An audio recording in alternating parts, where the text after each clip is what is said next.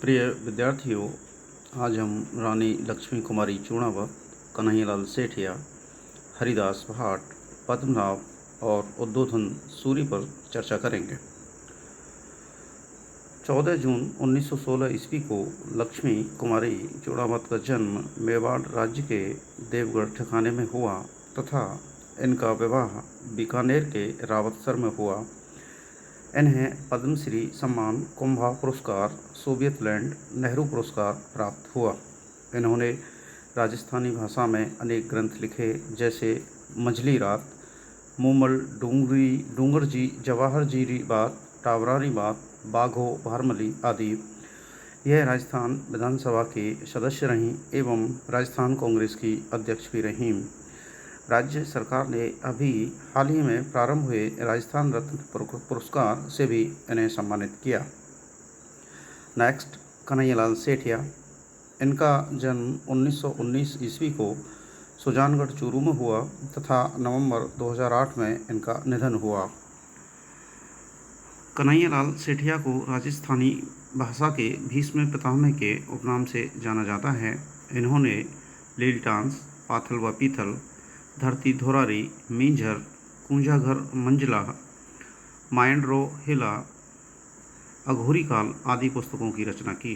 इन्होंने कुछ कविताओं की भी रचना की, जैसे कुण जमीन रो धनी कुण, अरे घासरी रोटी ही जद बन बिलावड़ो ले भाग्यो, आ धरती धोरारी आदि। इनकी पुस्तक पाथल व पीथल में अकबर से छापा मार युद्ध करने वाले राणा प्रताप के अंतर्द्वंद को मार्मिकता से अभिव्यक्त किया तथा पुस्तक अघोरी काल में राजस्थान में पड़े भीषण काल का वर्णन किया गया था। इन्हें 1976 ईस्वी में लिंटांस पुस्तक हेतु साहित्य अकादमी पुरस्कार प्रदान किया गया।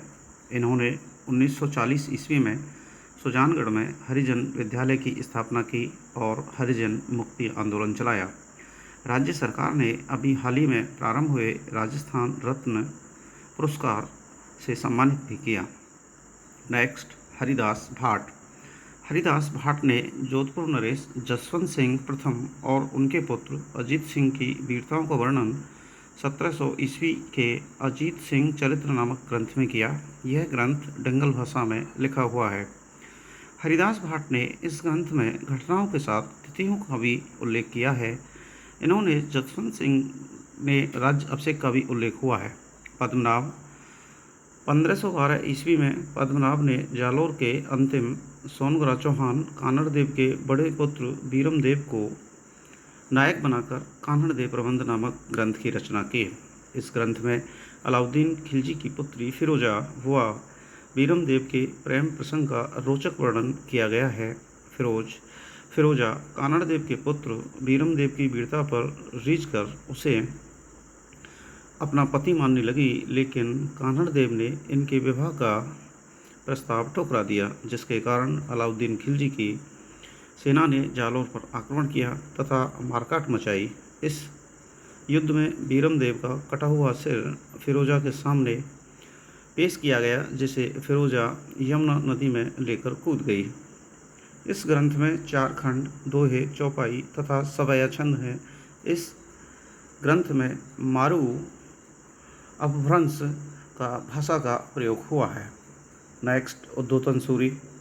8वीं शताब्दी में जन्मे उद्बोधन सूरी ने जालोर दुर्ग में बैठकर कुबलयमाला नामक ऐतिहासिक ग्रंथ की रचना की। इस ग्रंथ में मरु भाषा का भी प्रयोग हुआ है। कुबलयमाला नामक ग्रंथ में पूर्ण आक्रमणकारी वराहमिहिर की प्रशंसा संपूर्ण धरती का स्वामी कहकर की गई है। नेक्स्ट, दलपत विजय। दलपत विजय ने विक्रम संवत 1769 ईस्वी के आसपास खुमान रासो नामक ग्रंथ की रचना की। इस ग्रंथ में मेवाड़ के बप्पा रावल से लेकर महाराणा राज सिंह के इतिहास का वर्णन किया गया है। यह डंगल भाषा का एक विशाल ग्रंथ है। यह ग्रंथ 8 खंडों 3500 छंदों में लिखा हुआ है। इसमें दोहा, चौपाई, कवित्त तथा सुंदर छंदों का प्रयोग हुआ है। तो प्रिय विद्यार्थियों, आज के लिए सिर्फ इतना ही। कल नेक्स्ट कुछ महत्वपूर्ण साहित्यकार, कवियों, लेखकों आदि के बारे में चर्चा करेंगे। धन्यवाद।